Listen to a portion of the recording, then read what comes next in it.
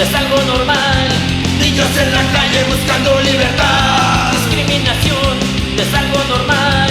Niños en la calle buscando libertad.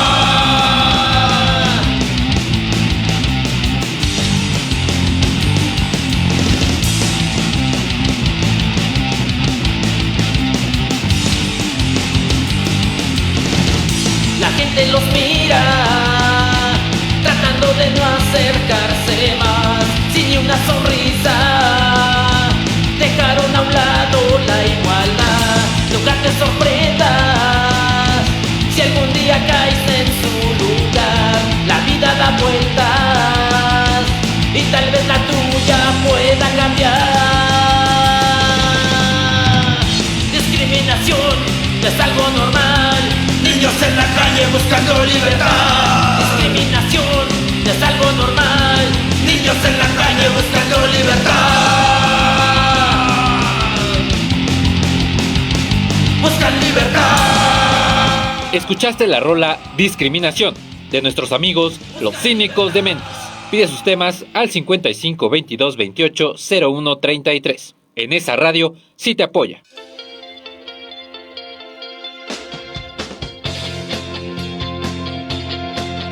Estás escuchando XHNZ 97.3 FM.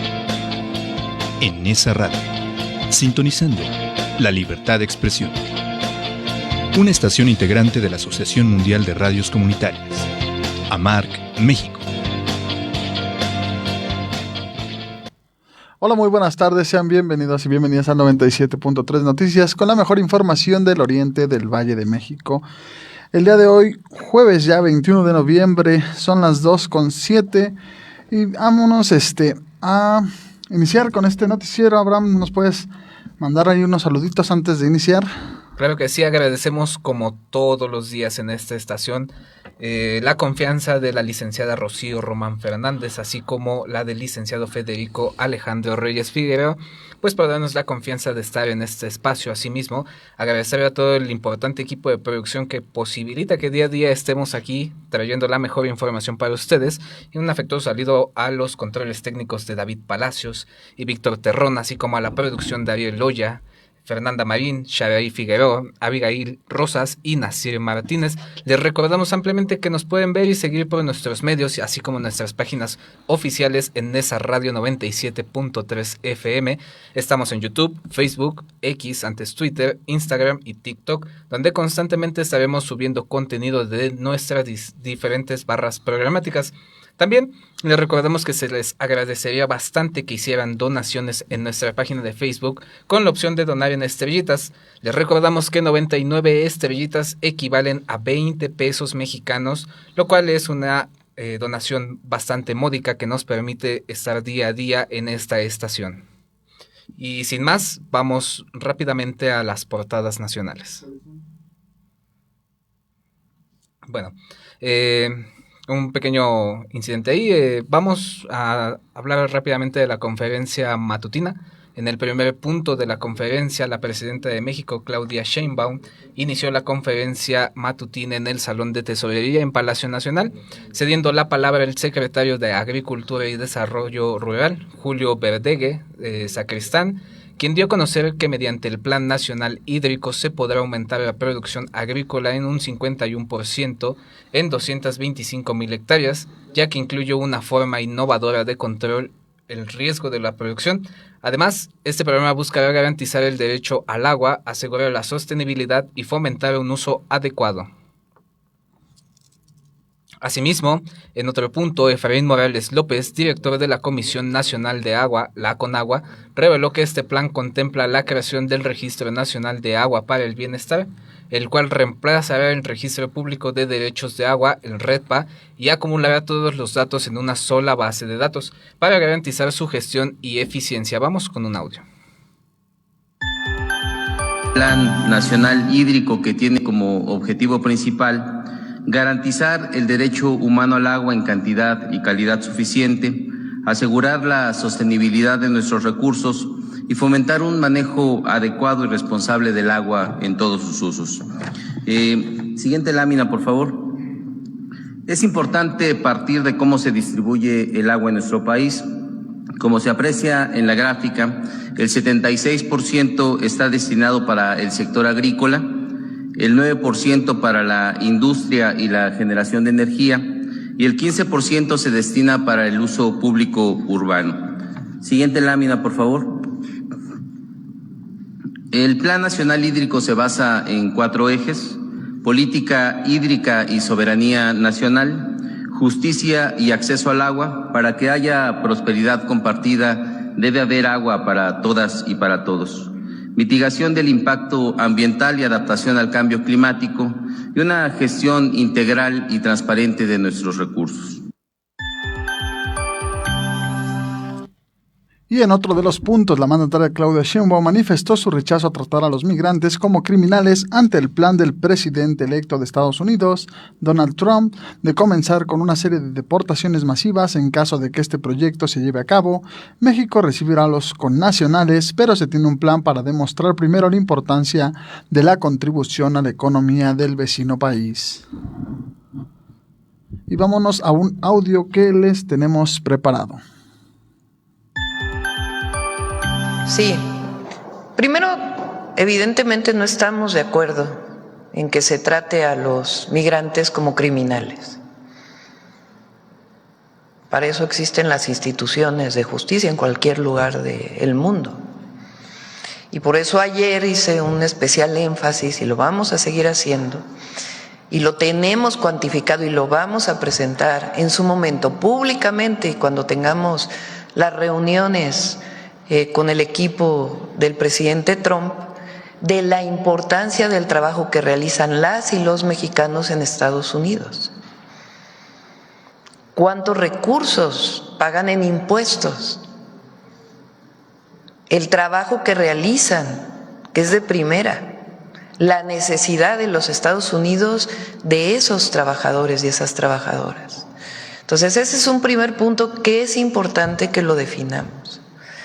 Segundo, en caso de que hubiera deportaciones, nosotros vamos a recibir a las y los mexicanos y tenemos un plan para ello, pero vamos a trabajar previo a ello en demostrar que no tienen por qué deportarse a nuestros connacionales que están del otro lado de la frontera, que al contrario, benefician incluso a la economía de los Estados Unidos. Y siguiendo con la conferencia matutina, Sheinbaum Pardo indicó que la propuesta de varios grupos opositores en Canadá de sacar a México del Tratado de Libre Comercio, el TEMEC, es parte de una campaña electoral, pues se acercan los comicios en dicho país. Insistió que habló con el primer ministro Justin Trudeau y le expresó su rechazo ante esta iniciativa. Y en otro de los puntos, y para finalizar la mañanera del pueblo, la presidenta reafirmó la postura de México ante el conflicto internacional, luego de que Rusia lanzara un misil balístico intercontinental contra una ciudad en el centro-este de Ucrania, y enfatizó en que siempre hay que buscar la paz, y recordó la importancia de detener la violencia, principalmente por la seguridad de sus poblaciones, pero también porque impacta la economía mundial. Y bien, estos fueron los puntos relevantes de la conferencia matutina, y siendo las 2:14 vamos a ir a un breve corte de estación y regresamos.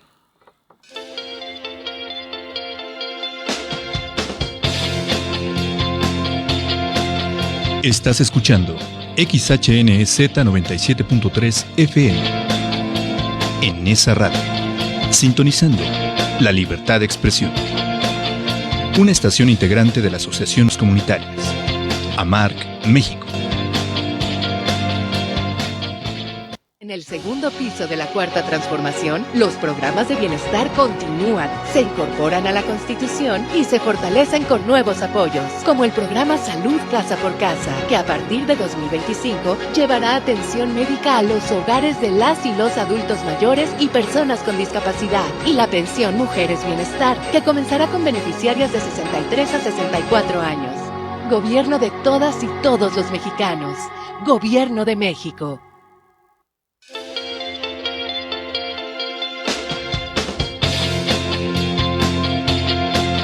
Estás escuchando XHNZ 97.3 FM. En esa radio, sintonizando la libertad de expresión. una estación integrante de la Asociación Mundial de Radios Comunitarias. AMARC, México.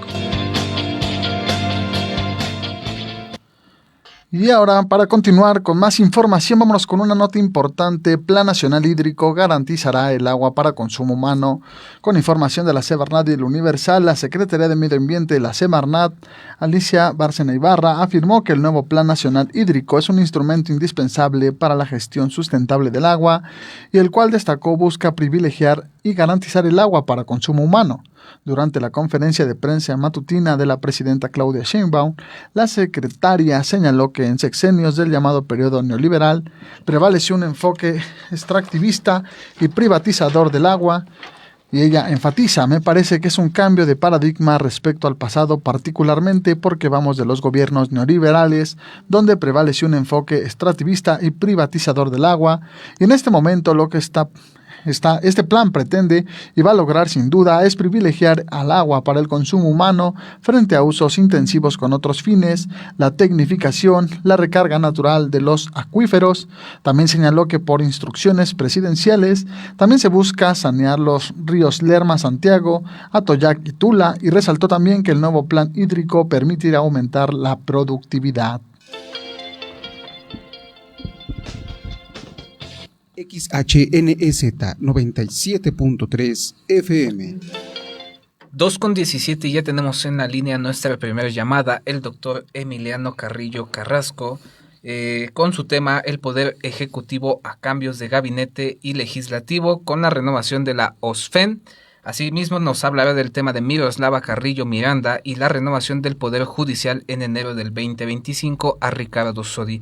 Muy buenas tardes, doctor Emiliano, ¿cómo se encuentra? Buenas tardes, Abraham, buenas tardes. Bueno, pues el día de ayer hablamos un poquito del paquete fiscal. Lo interesante que el paquete fiscal entregado a la legislatura del Estado de México, a la 62 legislatura, al presidente Paco Vázquez, el paquete permite una serie de variables, situaciones en materia que nos conlleva en materia de educación, de seguridad, del agua que están ahorita mencionando, problemas de salud. Veremos cómo se va implementando y ya el poder, conforme a la ley orgánica de la Administración Pública del Estado de México, tiene esas facultades la gobernadora para poder establecer y solicitar al Congreso local, la 62 legislatura, el presupuesto de egresos y la ley de ingresos. Bueno, pues la Secretaría de Finanzas que estaba Paulina Moreno García fue sustituida por Óscar Flores Jiménez, una agente de confianza de la gobernadora. Ella fue su colaborador cuando fue secretaria de Educación Pública a nivel federal. Y esto permite irse acercando con su gente de confianza para estos 5 años que vienen en su mandato. Bueno, pues Óscar Flores Jiménez tiene experiencia en materia administrativa y vamos a ver cómo se va dando las posiciones de las bancadas de los partidos de la 62 legislatura, que son 75 diputados, de los cuales 54 son afines al partido en el gobierno, que es Morena, que es el PT y el Verde Ecologista, y la oposición pues son 21 diputados.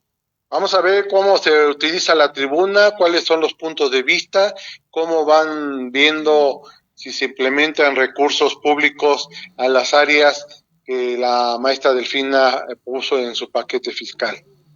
En materia de seguridad también ya se había cambiado en el mes de julio al secretario de Seguridad Pública y lo dejó Andrés Andrade Telles, que ayer habíamos mencionado, que es militar, formación militar, y que lo sustituye Cristóbal Castañeda Camarillo.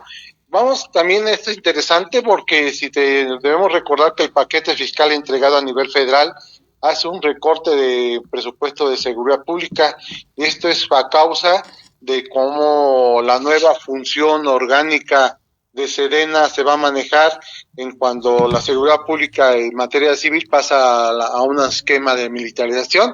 Vamos a ver cómo cohabitan el Harpus con a nivel federal y así como el secretario en el Estado de México, Cristóbal Castañeda, ¿no? Vamos a ver cómo se coadyuvan para poder implementar este esquema de seguridad y sobre todo pues el presupuesto, ¿no? Es decir, en cuanto a implementar en forma más eficaz y eficiente y atacar a los delincuentes y sobre todo que se vive en el Estado de México, ¿no? Hoy lo vimos días pasados, el asesinato en Cuautitlán Izcalli.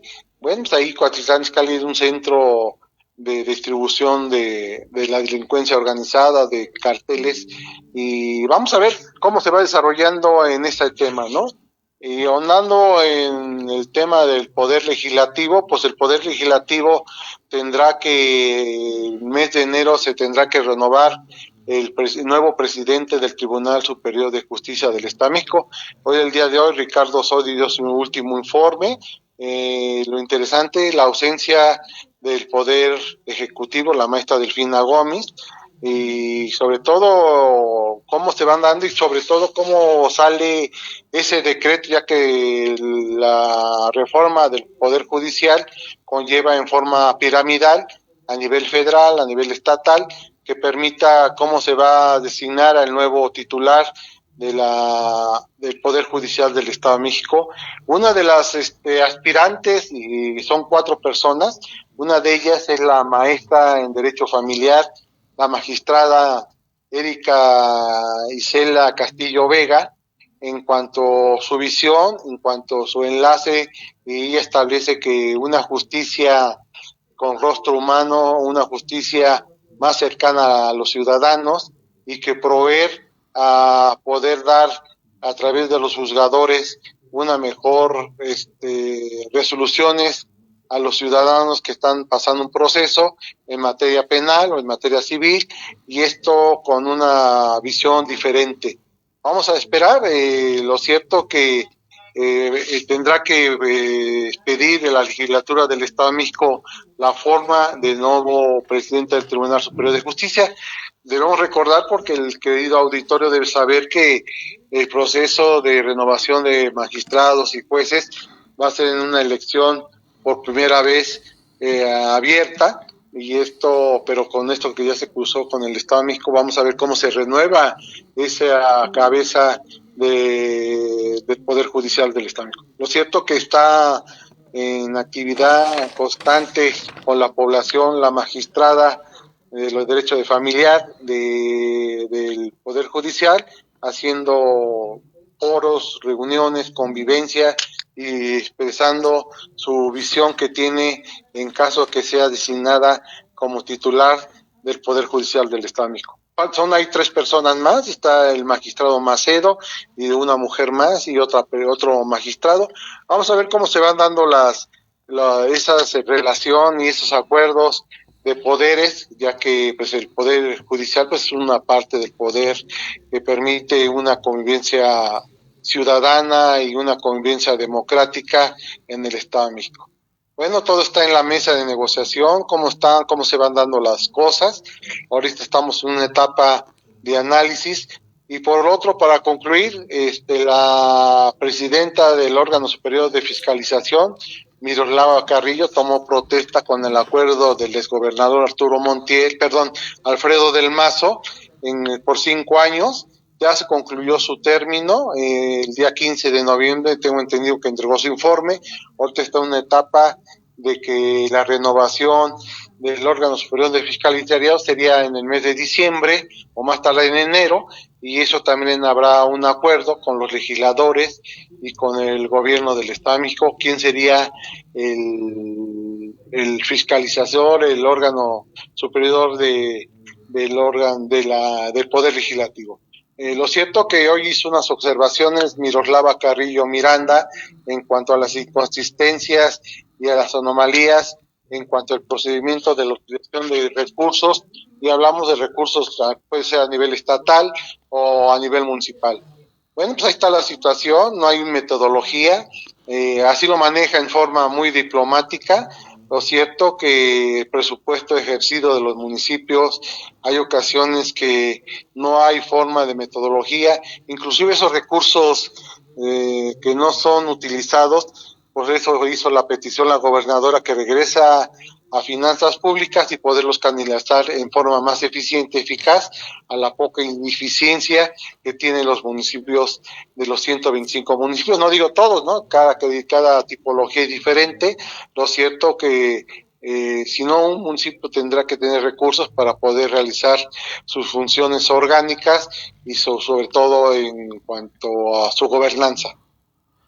Así es, doctor. Pues muy interesante el tema, como siempre, veremos ahí cuáles van a ser los cambios que se avecinan y qué es lo que va a continuar en este ámbito político. Le agradecemos mucho la información y nos escuchamos en una próxima emisión. Buenas tardes, Abraham, y estaremos aquí en esa radio y esperar cómo sale el paquete fiscal y cómo se concluyen todo eso, sobre todo los órganos autónomos, cómo termina, ¿no? Se ha colapsado un poquito porque hay tratados internacionales que esos órganos autónomos son de consenso, y vamos a ver cómo termina. Lo cierto que esos órganos autónomos son un derecho de los ciudadanos para poder pedirle por petición a estos cómo van las finanzas, cómo va el erario público y cómo se va utilizando los recursos del pueblo, ¿no? En este caso las secretarías de salud, educación, etcétera, ¿no? Así es, doctor. Pues le agradecemos mucho la información y nos escuchamos en la próxima emisión con esos temas. Buenas tardes y buen fin de semana. Gracias, igualmente. HNS 97.3 FM. Y bien, volviendo con más información importante, la desaparición de los órganos autónomos con fuente de Excelsior y El Sol de México, 9 meses después de que se presentó el Plan C de reformas constitucionales que incluía la extinción de los órganos autónomos, la Cámara de Diputados aprobó en lo general su eliminación, con 347 votos de la mayoría oficialista y 128 de la oposición. Los legisladores terminaron con la agonía del INAI, la COFESE, el IFT, la CRE, la CNH, el Coneval y la Mejoredu, cuyas funciones y recursos materiales y humanos serán trasladados a distintas secretarías y entes del gobierno federal, entre ellas la futura Agencia para la Transformación Digital. Los diputados fueron citados hoy a las 9 de la mañana para continuar la discusión en lo particular, con la promesa de que harán cambios de fondo para cumplir los compromisos de libre competencia y freno a los monopolios que México tiene en el TEMEC. De esta manera se repartirán las funciones de los órganos autónomos. El INAI será absorbido por la Secretaría de Anticorrupción, la CNH y la CRE pasarán a la Secretaría de Energía, el Coneval al INEGI, y a la SEP pasarán a manos el Sistema Nacional de Mejora Continua de la Educación, la COFESE a Economía y el IFT a Comunicaciones y Transportes. Y ahora en el ámbito cultural, el 15º Festival de Guitarra Nesa 2024, con información del 97.3 Noticias, el grupo cultural Creciendo con el Arte y el colectivo en Nesa Radio 97.3 FM, tenemos el honor de invitarle al 15º Festival de Guitarra Nesa 2024. Este jueves 21 de noviembre se presentarán en Secos, en calle Pájaro Azul número 109 a una calle del Palacio Municipal, y próximamente estarán en el Centro Regional de Cultura de Nezahualcóyotl, ubicado en Cuarta Avenida esquina con Avenida Francisco Zarco. Checa la programación en nuestra red social de Facebook por Enesa Radio 97.3 FM o en la página de Secos, así que no te lo pierdas. XHNEZ 97.3 FM. 2:29, ya tenemos en la línea a nuestro compañero Félix Hernández con su reporte diario de noticias. Muy buenas tardes, Félix, ¿cómo te encuentras?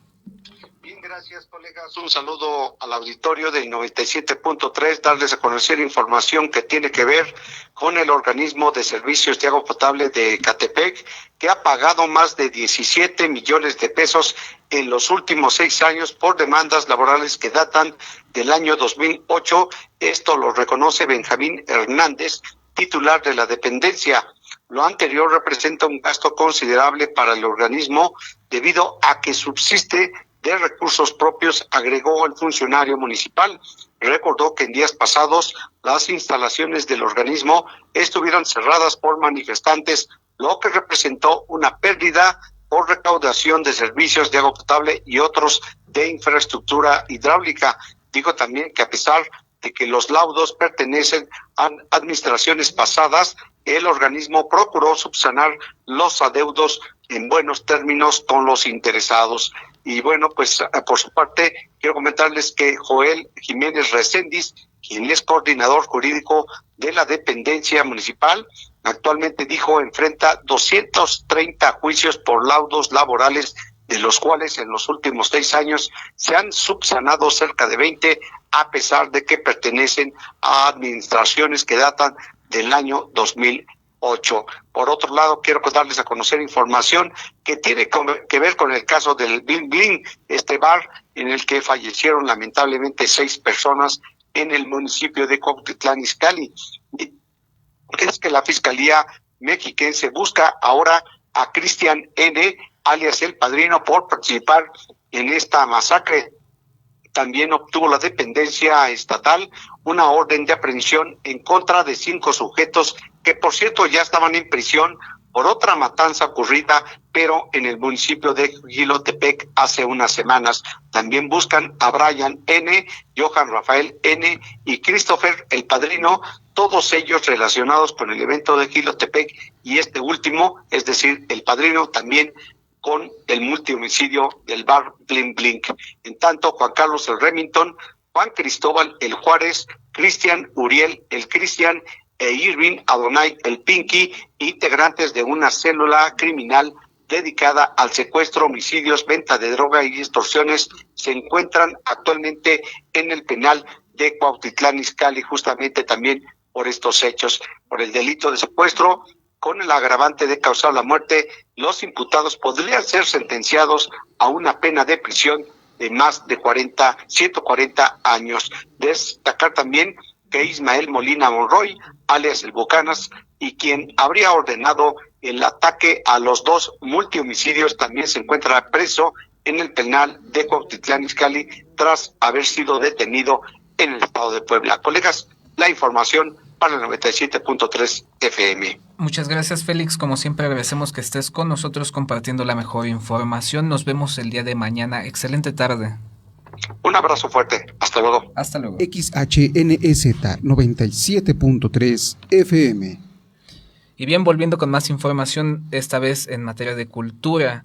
Cínica Festival de Cine y Música en FES Aragón.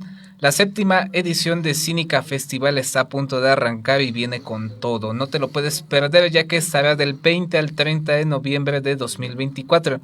Consulta la programación en el siguiente enlace, cinicafestival.com, y prepárate para vivir una experiencia única que combina lo mejor del cine y la música en el corazón de México. Este noviembre en Cínica Festival te traemos estrenos, proyecciones exclusivas y actividades que te harán redescubrir la magia de la pantalla grande.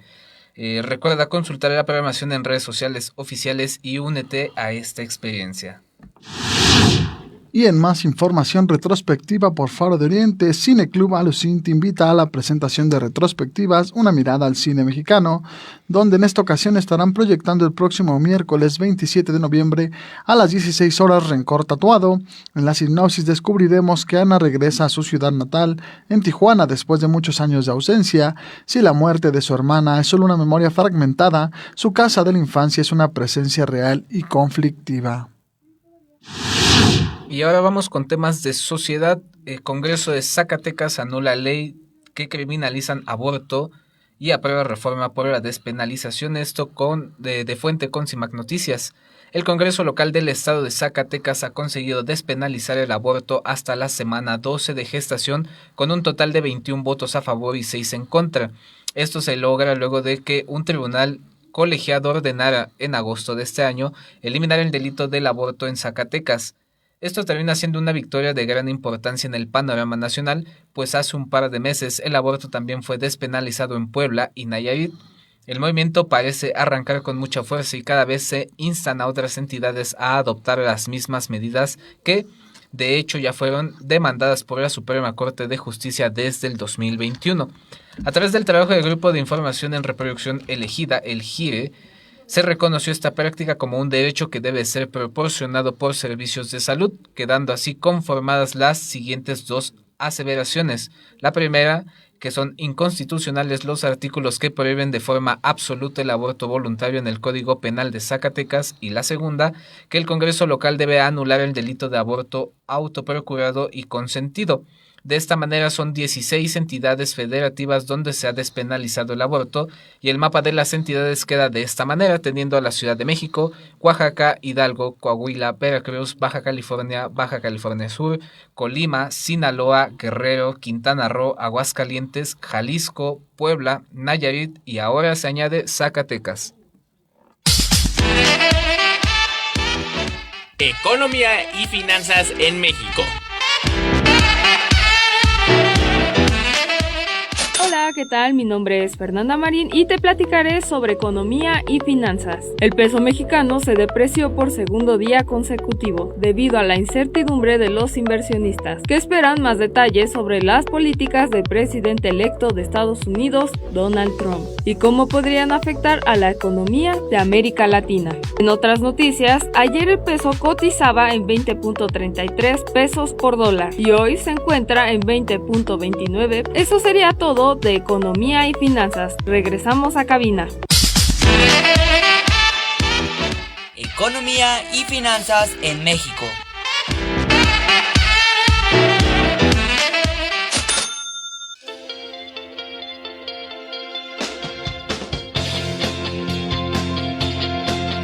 Estás escuchando XHNZ 97.3 FM.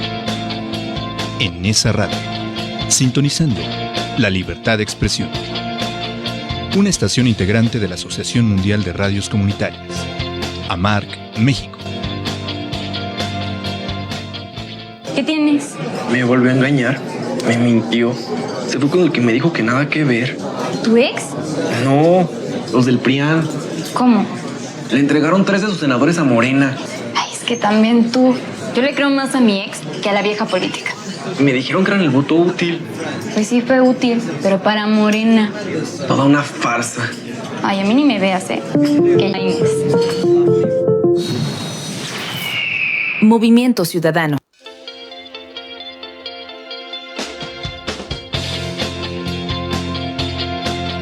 Estás escuchando XHNZ 97.3 FM. En esa radio, sintonizando la libertad de expresión. Una estación integrante de la Asociación Mundial de Radios Comunitarias.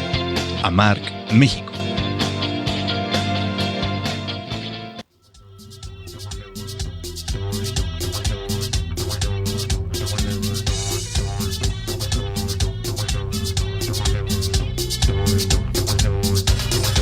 En la península no pasa nada, pero es que todo pasa bajo el agua, como el desecho de las megagranjas y los daños que está causando ya el tren que no es Maya.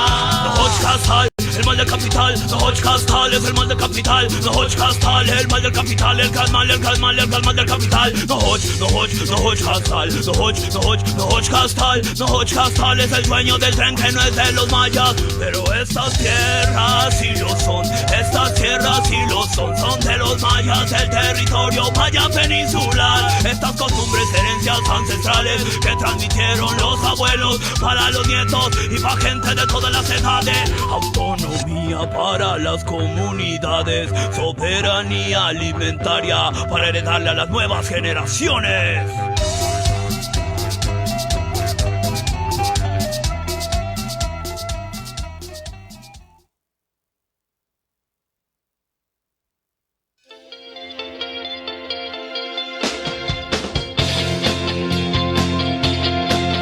Estás escuchando XHNZ 97.3 FM.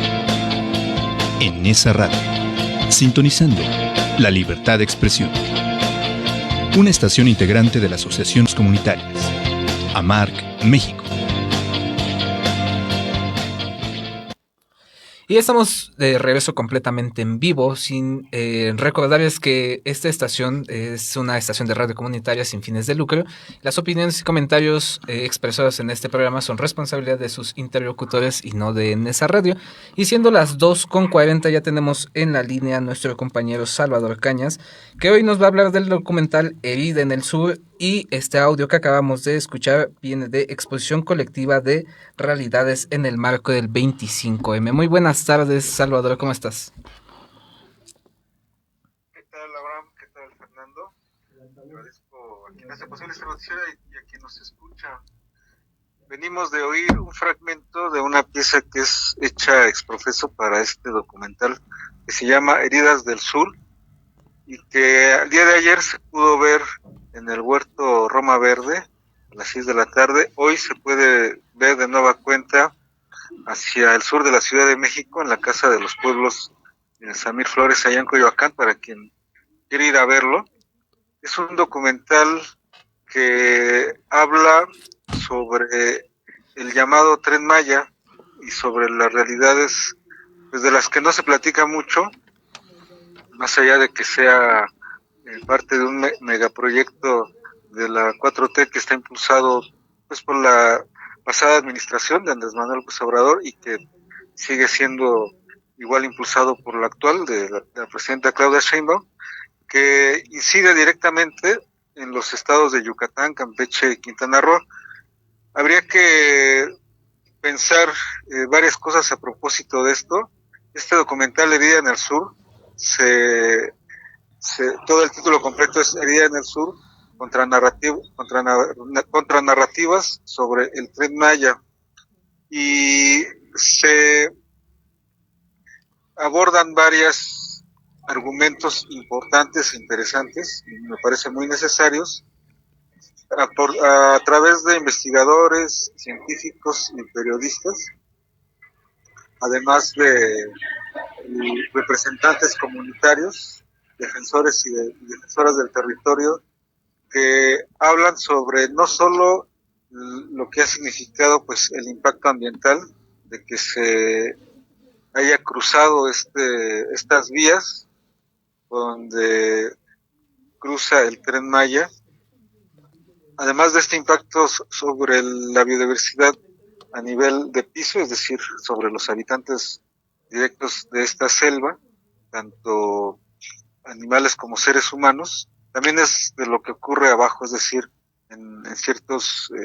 lugares acuíferos, ya que pues estas zonas están muy cerca de estas zonas, y además de las cuevas, en fin, también sabemos que lo que ha ocurrido, ustedes podrían buscar distinta información sobre lo que ha significado las distintas declaraciones que se dieron durante todo este proceso para que ya sea un hecho el Tren Maya, pues toda la gente que tuvo que moverse de su hábitat, porque por ahí cruzaría, porque ahí construirían lo que son las estaciones y una serie de elementos técnicos necesarios para que esto ocurra, ¿no? Entonces se plantea pues una serie de relaciones orgánicas que han afectado a la vida social, cultural, económica y política de estos tres territorios, en específico el de Yucatán, Campeche y Quintana Roo.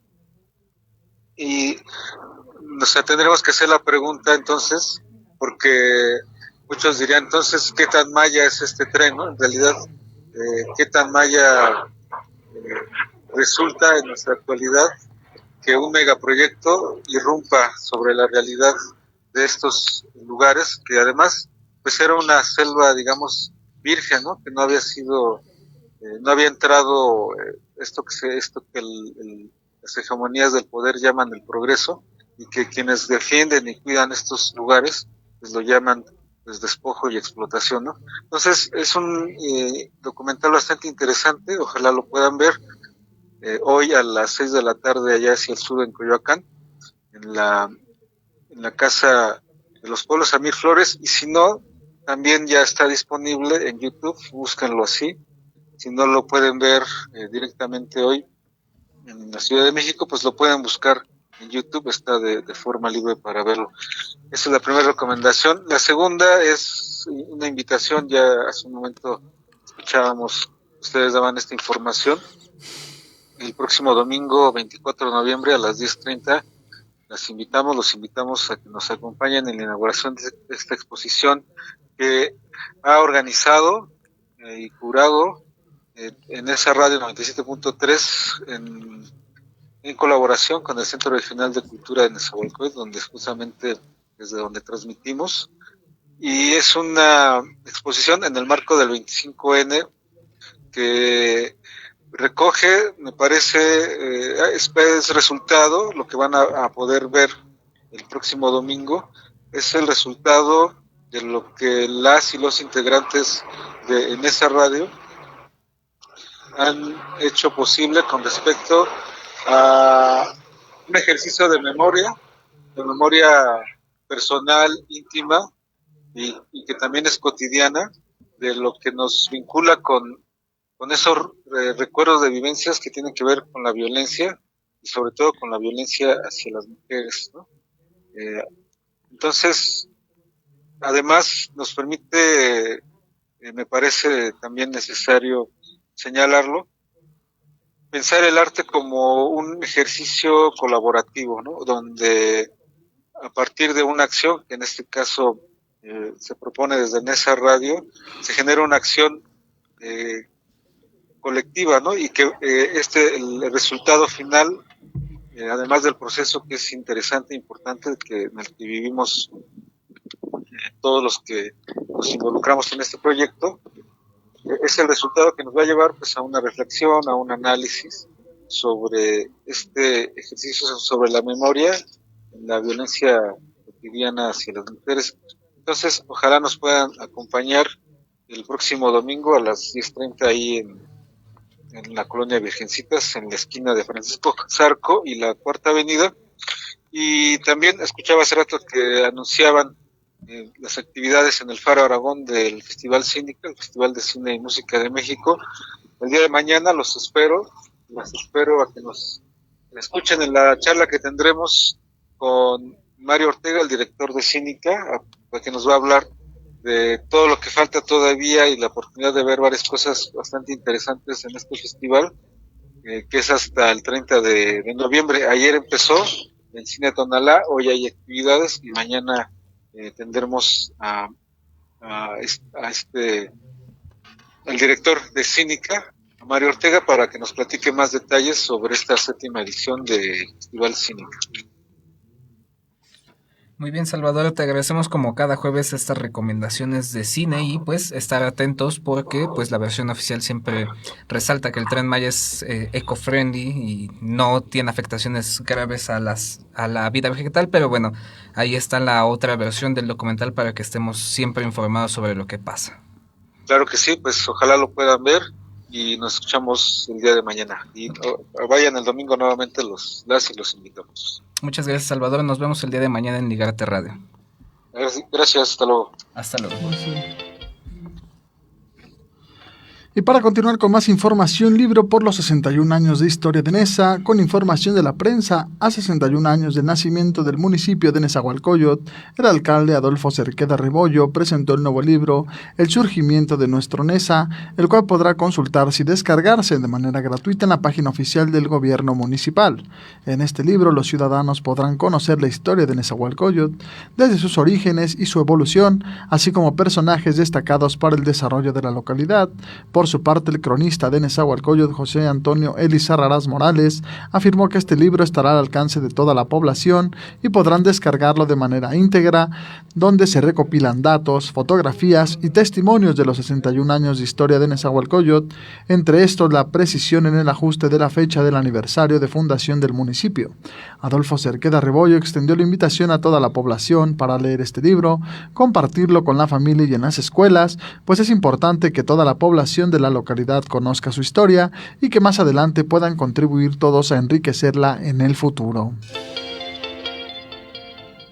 2:49 y ya tenemos en la línea a nuestro compañero Marco Antonio Núñez con su breviario de noticias. Muy buenas tardes. Hola, buenas tardes, Fernando. Buenas tardes, Abraham. Buenas tardes al auditorio de Nesa Radio 97.3. Comentarles el día de hoy que, bueno, este breviario de noticias, que Octavio Martínez hizo una fuerte crítica en el pleno del Congreso toda vez que menciona que si quiere un rostro de su hija, el magistrado Ricardo Solís Cuellar, debe hacerlo en otro lugar, en su casa, en su finca, donde él decida, pero no en un lugar que representa, pues de alguna forma, los tres poderes, y así lo mencionó el diputado local Octavio Martínez Vargas al criticar el mural inaugurado en el edificio central del Tribunal Superior de Justicia del Estado de México, presuntamente aparece la hija del juez Ricardo Sodi Cuellar, y bueno, pues este mural, financiado con recursos públicos, ha generado una fuerte polémica tras las denuncias de empleados judiciales y la difusión de imágenes en los medios de comunicación que señalan el evidente parecido con Sofía Sodi, hija del magistrado y actual coordinadora voluntaria del Poder Judicial Mexicano. La obra artística inaugurada la semana pasada ha sido calificada como acto de frivolidad, así también abuso por parte del magistrado. Martínez Vargas calificó este hecho como absolutamente improbable y señaló que Ricardo Sodi debe dar una explicación a la ciudadanía por lo que consideró un exceso. Además, enfatizó que esta situación refleja las razones detrás de las reformas judiciales y estatales propuestas por Morena. Estas iniciativas buscan reducir privilegios en el Poder Judicial, estableciendo, entre otras medidas, que ningún miembro del organismo gane más que la presidenta de México, Claudia Sheinbaum, y proponiendo de alguna forma la elección popular que es de la mitad de los jueces y magistrados a partir de 2025.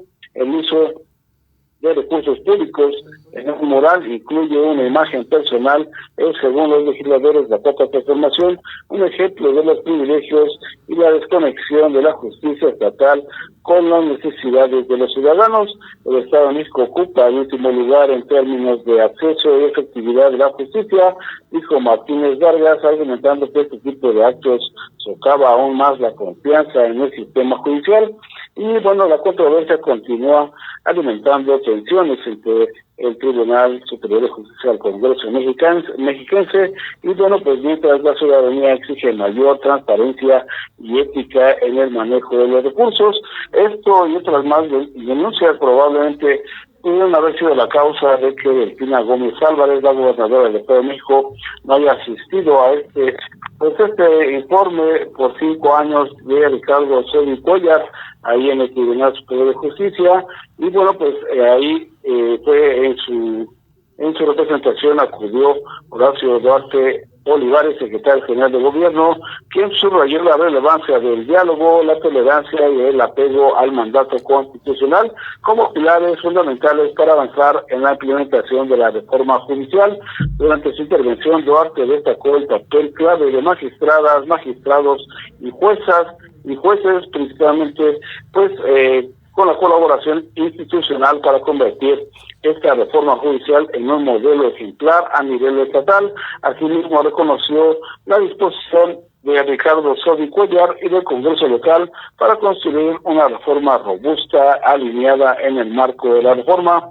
Y bueno, pues comentar también que Horacio Duarte mencionó que cada decisión tomada conforme a la ley, cada caso resuelto con justicia y cada esfuerzo por erradicar la corrupción son pasos firmes hacia un objetivo mayor, así de devolverle a la ciudadanía. Cabe mencionar que Ricardo Sodi Cuellar pues no se quedó con las ganas de mandarle un mensaje a la gobernadora Delfina Gómez, y al final de esta ceremonia solemne, pues dio a conocer que la gobernadora le debía una comida, y el no haber asistido hoy, pues ya son dos comidas, lo cual deja entrever también entre conocedores de la política mexiquense que Ricardo Sodi Cuellar está, pues de alguna forma, con la intención, con cierto interés de reunirse con la gobernadora del Estado de México, y bueno, pues no sabremos cuáles serían sus intenciones, posiblemente ante esta reforma que está impuesta al arcón judicial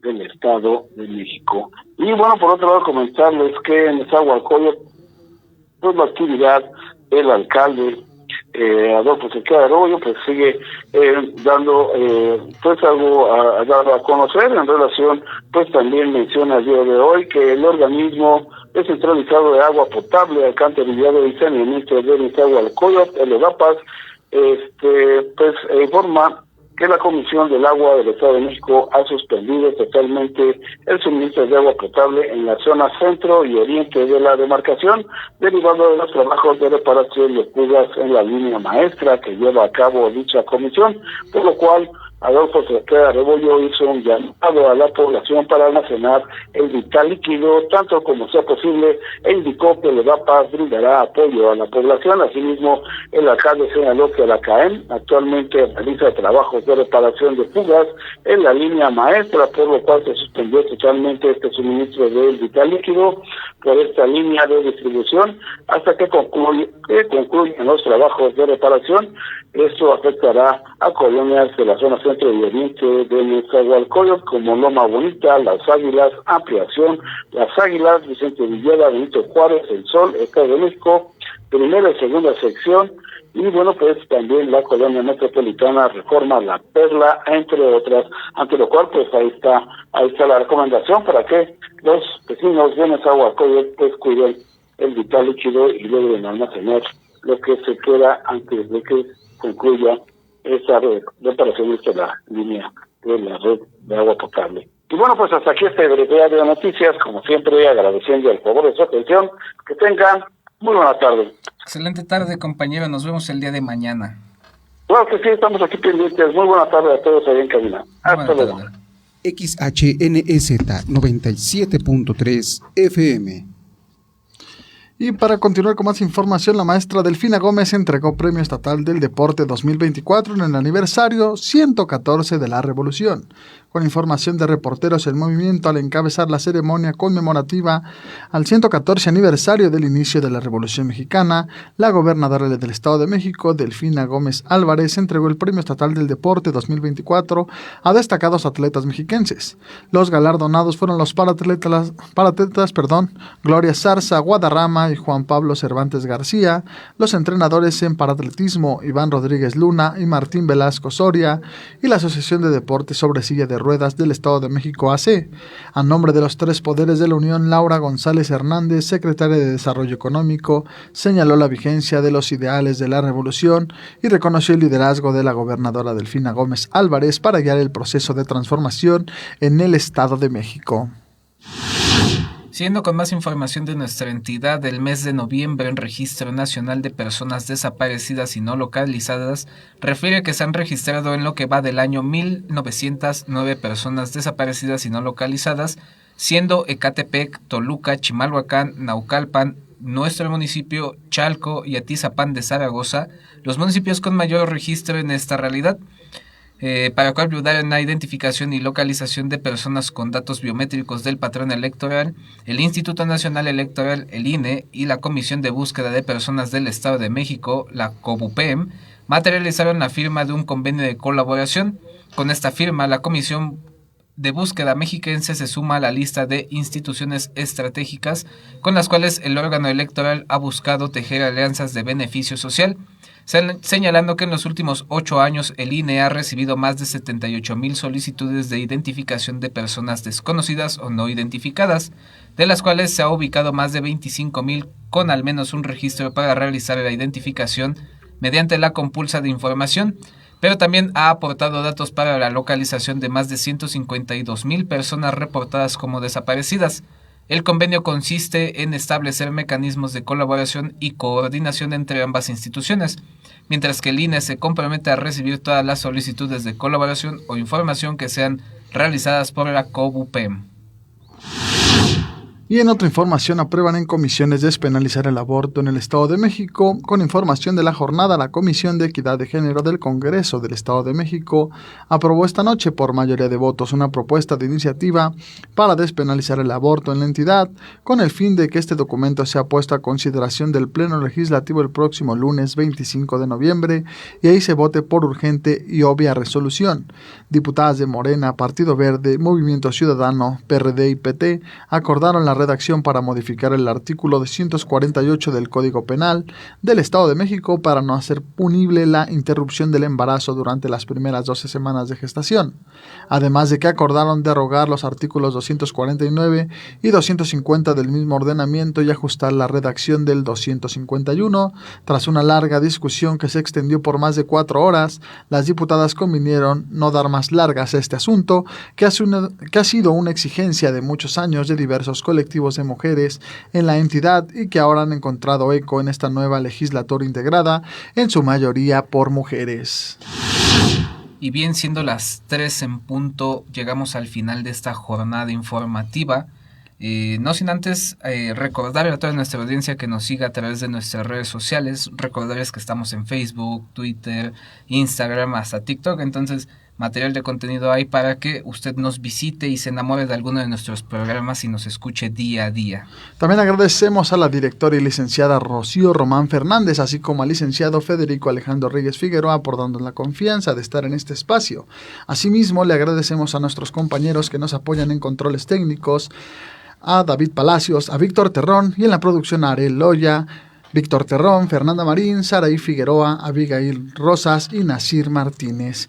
Y con esto llegamos al final de este noticiero. Mi nombre es Fernando Malfabón. Yo, Abraham Martínez, un placer estar el día de hoy con ustedes. Hasta luego.